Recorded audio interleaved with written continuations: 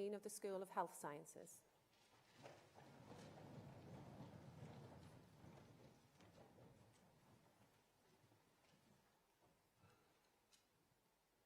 Please be seated.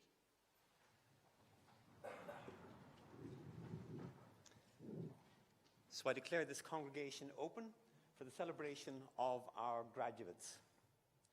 So, honoured guests, graduands, it's great to see you here. It's been a long and difficult journey for the past 18 months to get here.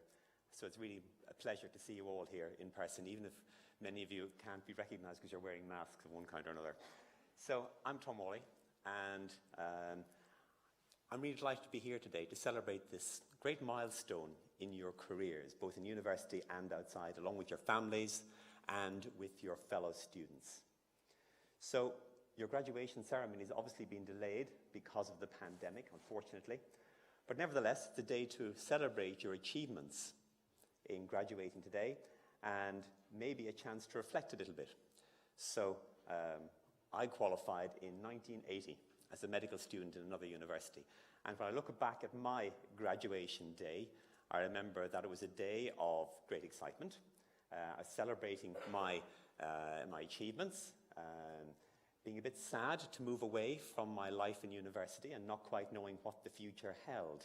It was going to be an interesting time ahead, so I was both excited and nervous. That's how it should have been for all of you, but of course it hasn't been like that. You have been students in your latter days and now as health professionals at a time like no other in the history of the world. Students in universities all over the country and all around the world have been hard hit by the disruption to their education that the pandemic has caused. The latter part of your university experience has been extremely difficult and very different to what you had imagined and what you'd expected. I know you've had lots of long days, sleepless nights, and difficult times exacerbated by these unique global circumstances. Now, COVID-19 has devastated and divided people and continues to do so, but it's also shown the best of the human spirit at times. Our faculty prides itself on facing the problems of society and putting our hand up and saying we can help do something about them. And for the last 3 months of your time as students and as health professionals for the past 12 months and beyond, you've demonstrated that spirit as well. You have modelled the highest values of your noble professions. You've shown care, compassion, and expertise. You are the people, the generation, who stepped up when you were needed, who, whether as students or as health professionals, to help the NHS and the people we serve during the worst of the pandemic. You are the people who stepped up to undertake your clinical placements in the most difficult of circumstances, despite the fact that there was no national vaccination program available at the time and no one knew that there would be, that PPE was in short supply, that most of us didn't really know what we were doing or where the pandemic or ourselves were actually going at that point. So in the past 18 months, we've received multiple acknowledgements from our NHS partners, from the Health Education England, expressing their thanks and appreciation for all the work that you've done and praise for the quality of those endeavours which contributed so much to the national response to the pandemic. You'll know of the enormous respect and warmth of feeling that the general woman and man on the street have towards you. And you've demonstrated your learning through all of this. You've persevered with dedication, resilience, and flexibility despite all of that. You didn't do it alone. You did it. No doubt there have been many lonely and difficult times for you, and even scary times in the past 18 months in all kinds of ways. But you did it by supporting one another and by being supported by your fellow health professionals in the NHS, so physiotherapists, occupational therapists, orthoptists, and by your professional teachers here in the university, and of course by your families and friends who are here today as your guests. And you and your families can be very proud of your success in that. And we in the university, and here I speak for the whole university, for the Faculty of Health, especially for Denise Prescott, as the Dean of the School of Health Sciences, and all the staff in the School of Health Sciences, are immensely proud of the manner in which you demonstrated courage, adaptability, perseverance, commitment to others by delivering high-quality patient care. And we in the university are inspired by you and what you have achieved. So I'd like to invite your guests to applaud you for that.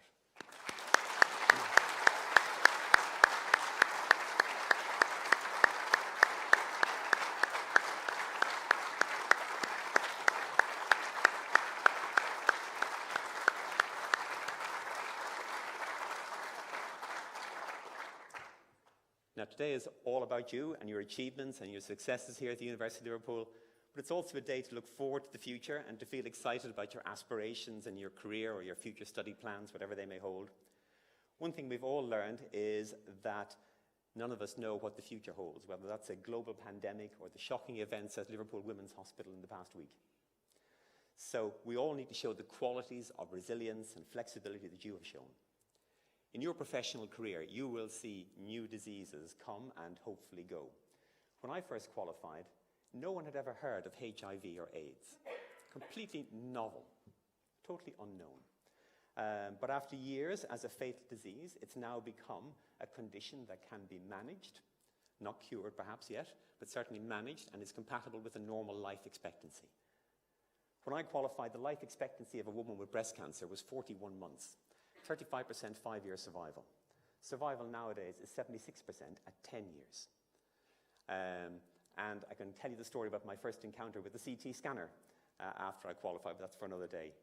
So there are extraordinary changes and advances in science during my career, and there will be in yours too. So what else will change during your career? Well, COVID-19 didn't exist, as far as we know, when you started your university career. It's still a problem that we haven't solved yet, although it's obviously, thanks to medical science, we're in a much better place than we were 12 months ago. And during your career, there'll be lots of other new technologies that hopefully will benefit patients. In particular, as we move towards the NHS changing from a system that manages disease towards one that helps prevent disease, as we move from treatment to prevention. And most of you will spend your professional careers working in the National Health Service in the UK. And that's constantly changing as an organisation, completely about every 10 years, depending on who the Secretary of State for Health is. So don't quite know what it's going to look like in 10 years' time or in 20 years' time. But it remains, despite all its flaws and its difficulties, the best health service in the world, and you will want to play your part in helping keep it in that position. Now, some things won't change for you. I'll flag up 3. The first is you will need to remain lifelong learners, just as you have been during the pandemic, learning skills and things you've no idea you're going to need to know. So for the rest of your lives, you need to commit yourselves to always being curious, always questioning what you're doing, and always striving to do things better. This is kind of the paradox of graduation. In previous years, you might sit here before you'd actually gone into practice, and we'd be saying to you, right, you're ready to be let loose in the public, and then you're let loose in the public, and you suddenly realize, oh my God, what am I doing here? I don't quite know what's going on. But you're past all that already, so well done for that. So you begin to learn quickly that you have to learn from your patients in particular, and listen to your patients. They'll always be your best teachers. Always question if in your care of those patients you're doing the right thing, and if you're doing it as well as you possibly can. But I hope you've also learned over the past 12, 15 months to forgive yourself when you make mistakes, because we all make mistakes. And it's really important that you learn from your mistakes and move on. And just as you should always be a learner, you should also always be a teacher to your colleagues and to future generations of students. The second thing, most important thing, I think, is to remember to support one another. So as friends and as colleagues, I'm sure you've shared some dark moments in the past 12 months with one another. And remember that you are colleagues in, as I said earlier, noble professions. And you and we and all members of those professions share the common aim of improving the health and well-being of our patients and of the population, whether that's in Liverpool or the Northwest or Hong Kong or wherever. I was about to say maybe just Manchester. The third thing that won't change in the course of your careers is the very core of your professions. And you should never compromise on that. So never compromise on your compassion for patients, which is the hardest of all qualities. Never compromise the respect you show your patients or your own integrity and honesty. You'll certainly see the most difficult moments in people's lives. And people will expect you to go the extra mile all the time. And I know you've done that. there's a real danger of compassion fatigue. And some of you may have experienced some of this in the past 12 months. And it's hard at times. It really is. But your patients expect and deserve your complete commitment. There'll be lots of times when this is hard to give because you're exhausted or you're frustrated or you've had a bad day. But however bad your day, I'm pretty sure your patient has had a much worse day. So give your patient hope all the time. Give your patient confidence in you, even sometimes when you don't have confidence in yourself. Ease the worst thing that afflicts your patients, which is fear, uncertainty. Give them the feeling that they're in the hands of somebody who's totally competent, even if you're not quite sure 100% what you're doing. So smile, and maybe when COVID is past, shake hands, hug, give a shoulder to cry on. And I'm glad there's no one here from infection control to hear me say all of that, because I'd be in trouble. Grab hold of every one of those 1,000 little moments, those 1,000 little acts and gestures that can change the lives of your patients. They do make a difference. Now, these are qualities and skills that you've displayed in abundance in the past 18 months. And I'm reassured when I look at you, particularly as I get older myself, because I know that I and thousands of others can depend on you for the future. You're privileged to be members of noble professions. But those professions are also privileged to have you as their members. You're the people who make those professions what they are. I've one final piece of advice to you, which is to enjoy your work and your career. You won't get rich working for the NHS by and large, especially with a measly 3% pay rise this year. But hey, it's ever thus. But there are lots of other and far more important rewards. And you should know that what you do really matters. And that's a really good thought to wake up to at the beginning of the day and go to bed at the end of the day. So let's all celebrate together. Let's thank your family and friends who got you here. The pandemic has made us all truly appreciate our loved ones and the memories and experiences that we made together. So we want to celebrate the role that your loved ones, who are your guests here today, have played in your success so far. And we want to thank them for their support and their personal sacrifice. And for families and friends, I hope today is a day for you to celebrate as well. So graduates, let me ask you to applaud your family and friends.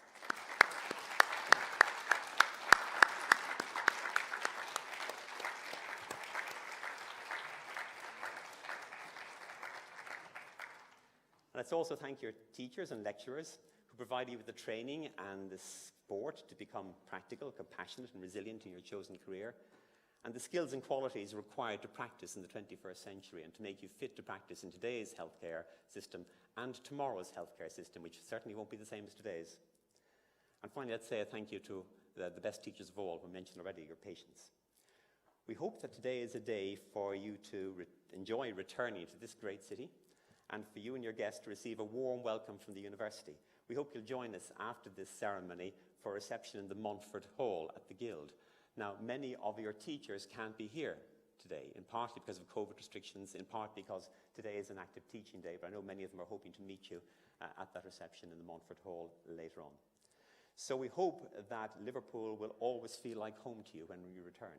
It may have been your home before you came to university. It may have been you've made it your home since you've been to university, but wherever you are, wherever you go, whatever relationship with the city, this is a place where you've made friends and memories which will last a lifetime. Our Victoria building, that's the one with the clock tower, which you saw in the film earlier on. I saw many of you standing outside it this morning having your photograph taken. It looked particularly magnificent this morning, the sun and the red brick and the blue sky behind it. So get there quickly before the sun goes in today. It gave rise, of course, to the very term Red Brick University. And that's what we are. We're a red brick university. We're not an ivory tower. Our business is around the practical day-to-day support we can offer you and the people of Liverpool and more broadly. You'll have walked past a plaque fixed to that Victoria building. You may not have noticed it. And it reads, "For the advancement of learning and the ennoblement of life." And that's the very foundation which the university was built. And it's a motto that continues to guide us in all we do. Our aim is to inspire, engage, and enable every single student to fulfill your potential by raising your awareness, by challenging and raising some of those barriers you've faced, and by providing opportunities. You have truly advanced your learning, and you have and will continue to ennoble lives, your own as well as those of the people around you. You've been stretched to think beyond the textbook, the lecture theatre, the clinical laboratory, and you've been encouraged to apply that knowledge to the world around you.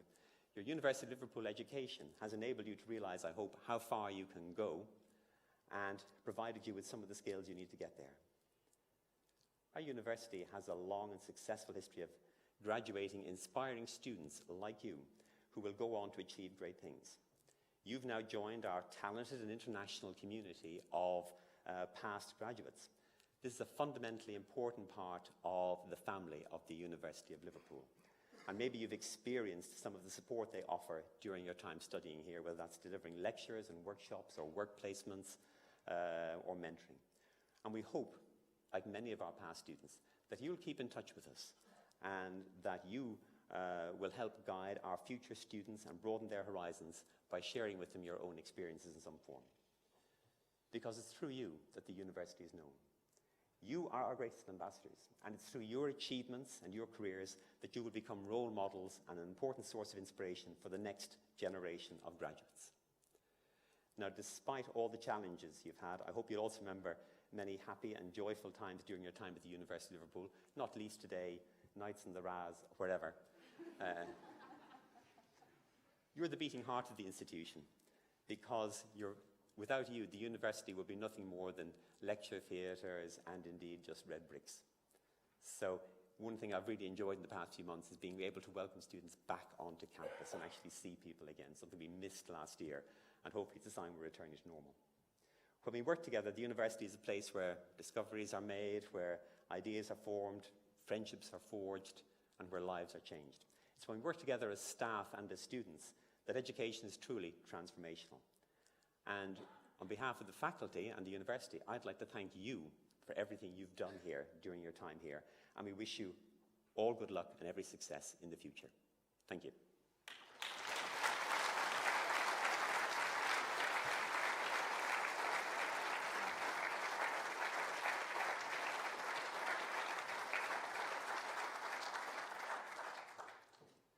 And I now invite Denise Prescott, Dean of the School of Health Sciences, to present the graduates from our class of 2020.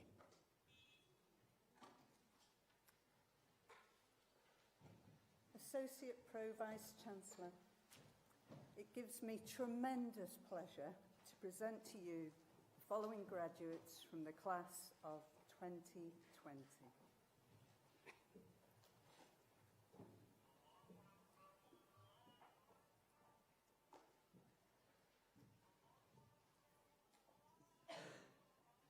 Elizabeth Nicola Simpson.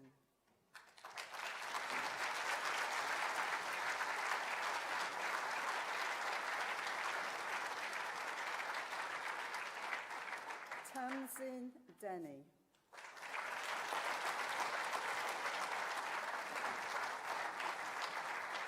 Ryan Goodband.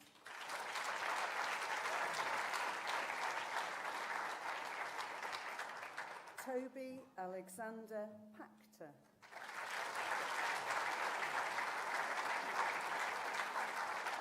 Matthew Thornton.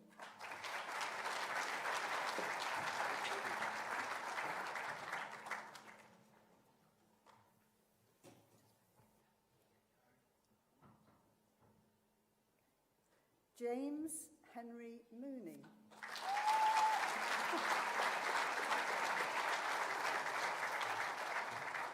Louise Tanner.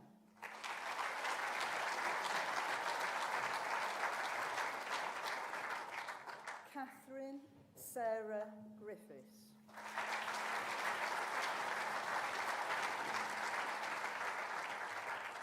Nicola McAllister.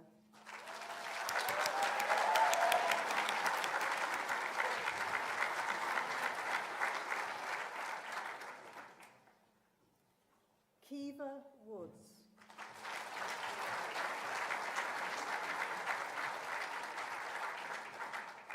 Sarah Maria McGeary.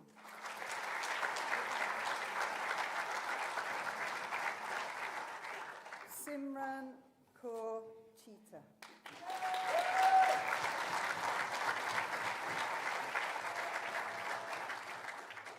Georgia Aitken.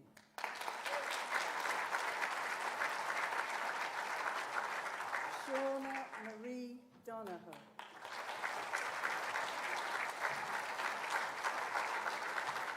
Danielle Cheryl Brayford. Zainab Abdullahi Mohammed.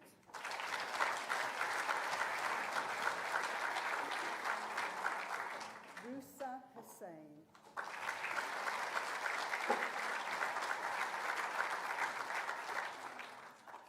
Sue Lai Yadana.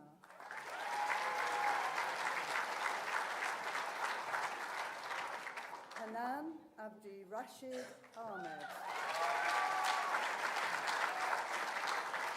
Ellen McCauley. Alexandra Malone. Sarah Louise Collum.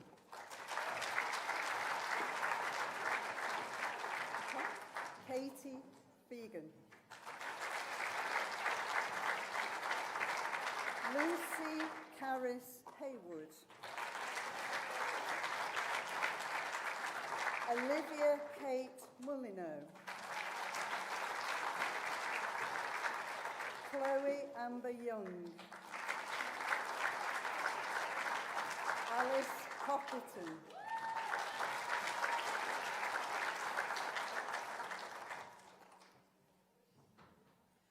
Mustaqim Mahmood Khan. Hamid Najib.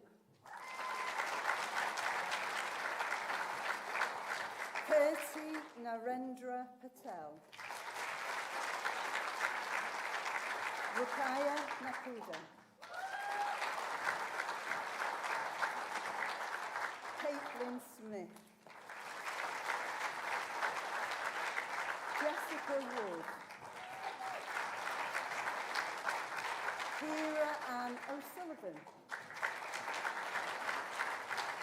Millie Catherine Creevy. Emily Brown.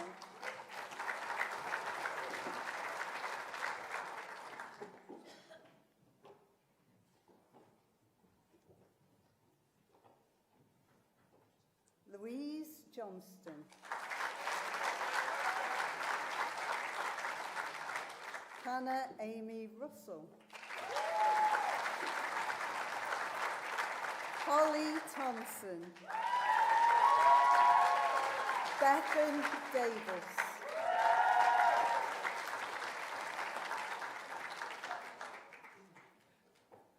Joseph Donahue.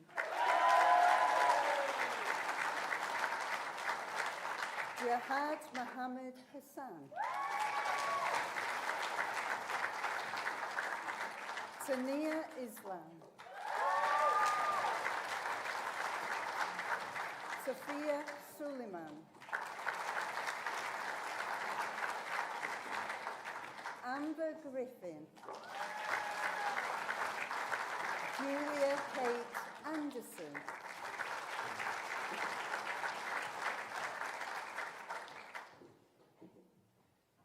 Aileen Toner.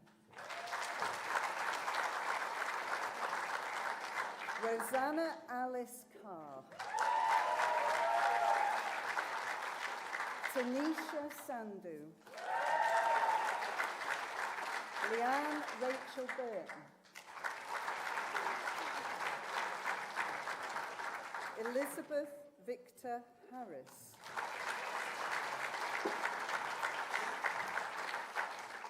Shelley Sylvester. Rimi Sarji. Jade Louise Morris. Katie Ann Kelly.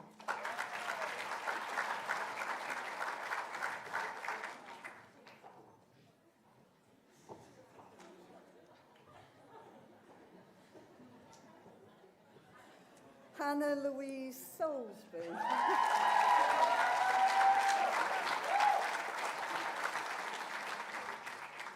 Abby Grace Harkins. Nathan Mark Foley. Callum George Lyle.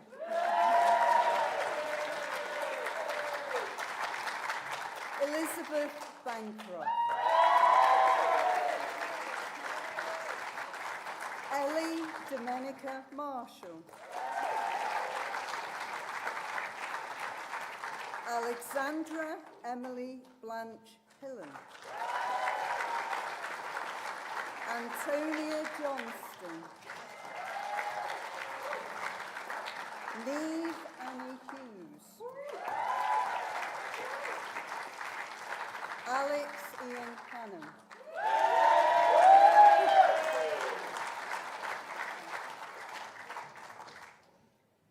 Samuel Rees Burton.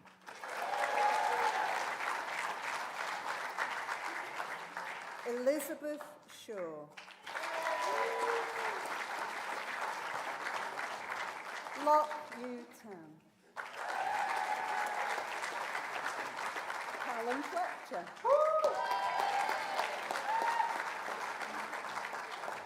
Alfred Oshin Devine Wright. Hannah Louise Potter. Georgina Moffat.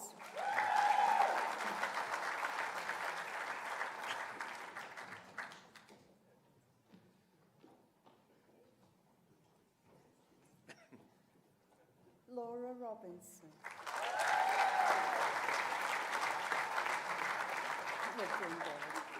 Kate Lee.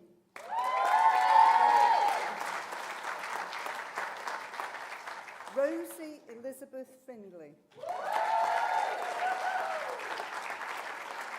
Jack Martin Wild. All right. Jessica Emma Lindsay. Sarah Ann Shepherd. Gemma Fruin. Maisie Faye Dakin. Rachel Ball.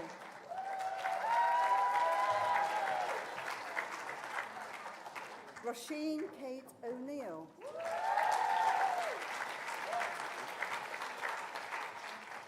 Katie Louise Palmer.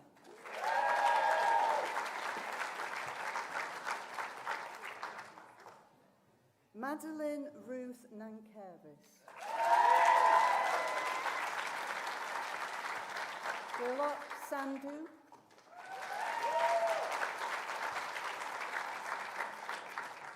Trishna Kaur Matharu.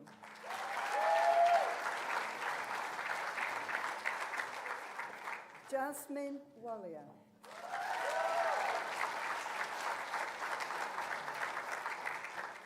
David Partington.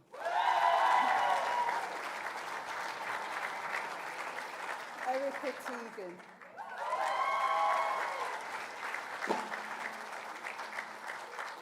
Elizabeth Hughes.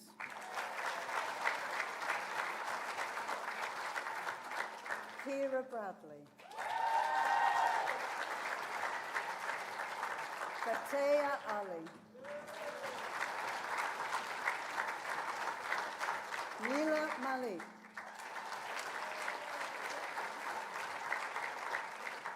Abigail Clara Cowie Bridge.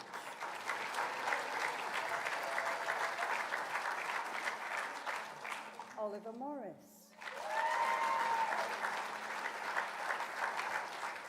Joshua Hassan.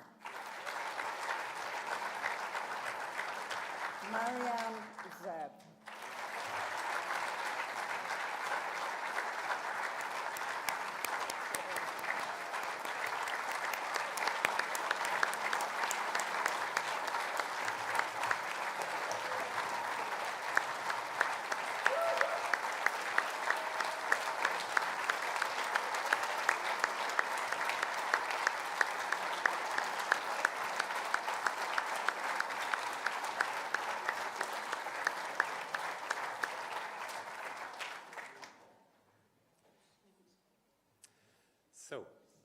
Thank you all very much. We've acknowledged all the students. You've waited a long time for today. It's well deserved. Congratulations. So I'd now like to invite Abigail Bridge to join us up here to reflect on her student experience. So, Abigail.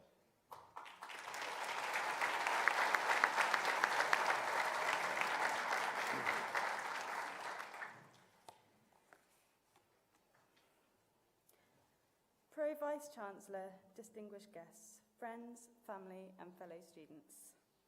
I'm honoured to speak to you all on behalf of the class of 2020 who are here graduating with me today.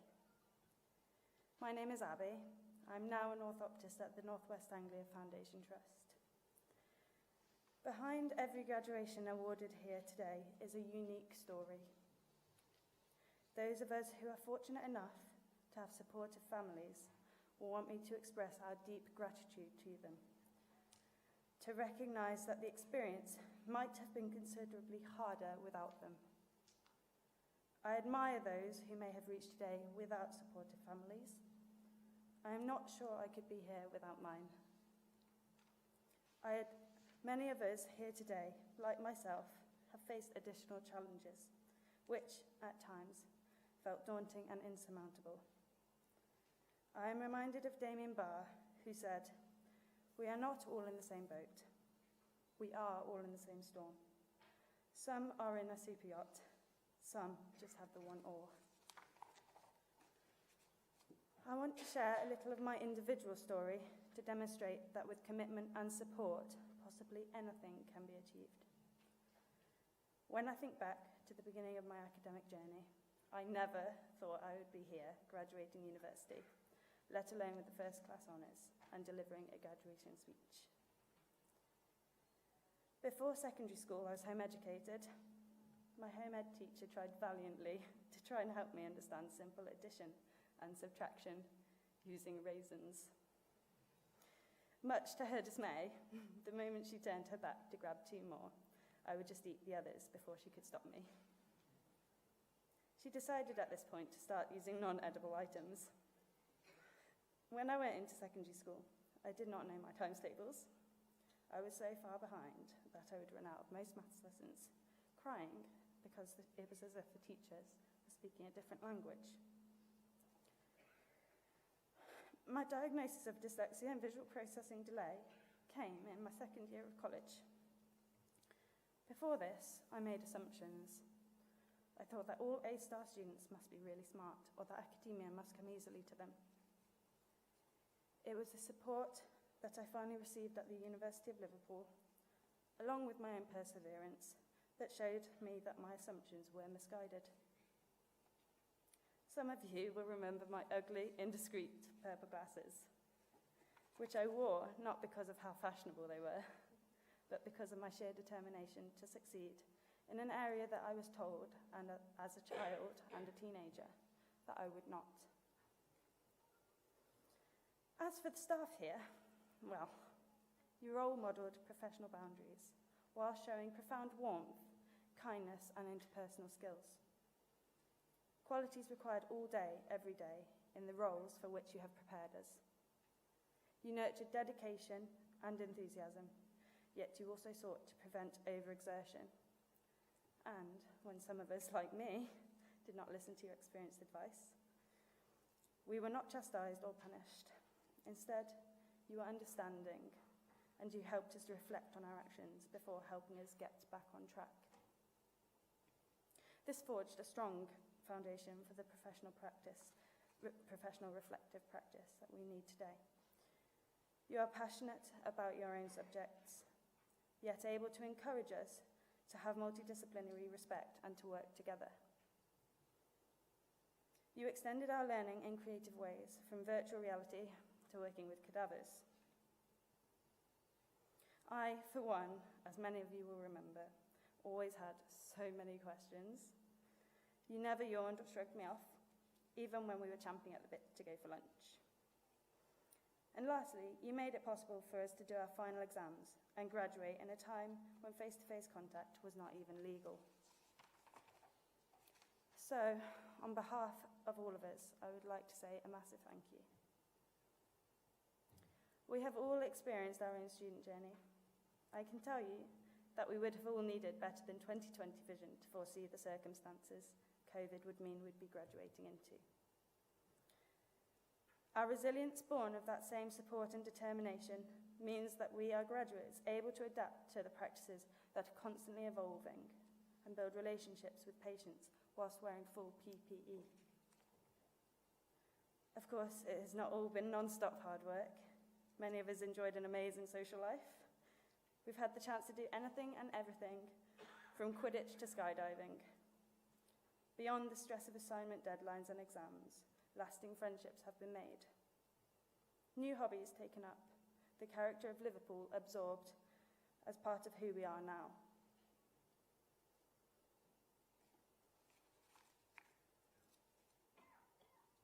So, to my fellow graduates, I say, remember your own individual journey and the hurdles surmounted, how hard you have worked and how far you have come. And what a unique cohort we are. Just imagine what else can be achieved when we put our minds to it and to seek the best kind of support. I feel immensely proud to be graduating with you all today. I think you're all inspiring. Congratulations, class of 2020. I wish you all the best in whatever your future endeavours might be.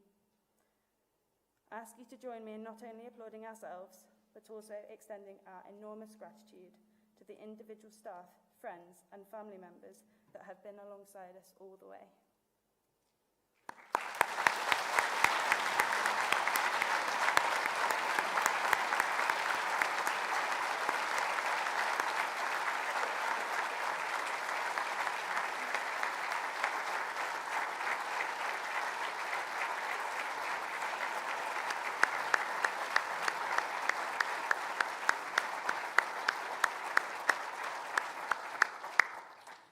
Thank you very much, Abby. On behalf of the university, thank you very much for your kind words for us, which we don't always deserve.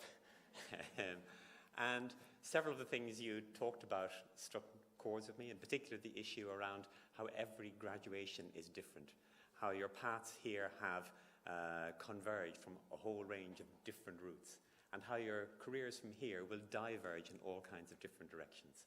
When I was sitting where you are, say 40 plus years ago, I didn't imagine that I'd be standing up some here, rather glamorously dressed if I say so myself, and having to give talks like this, but it's been a real pleasure today. So I'd like to congratulate you, I'd like to thank you for everything, and I'd like to thank all your family and friends for coming today and supporting you throughout your graduation.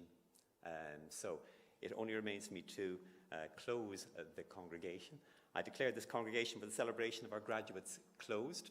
The final words are a prayer in Latin. For those of you who don't speak Latin fluently, I'll tell you the translation, which is, may our university prosper, and having thus prayed, may we all stand together. But in Latin it goes like, Salva City Universitas Nostra, quod precantes consurgamus.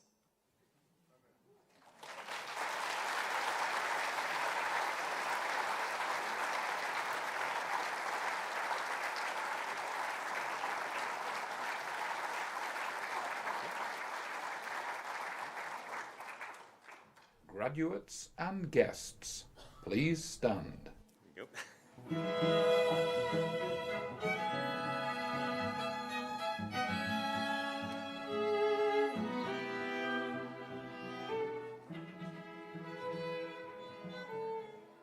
So thank you once again, everybody, for coming. Graduates, guests, please do join us in the Mountford Hall over in the Guild of Students and have an absolutely wonderful day. Thank you.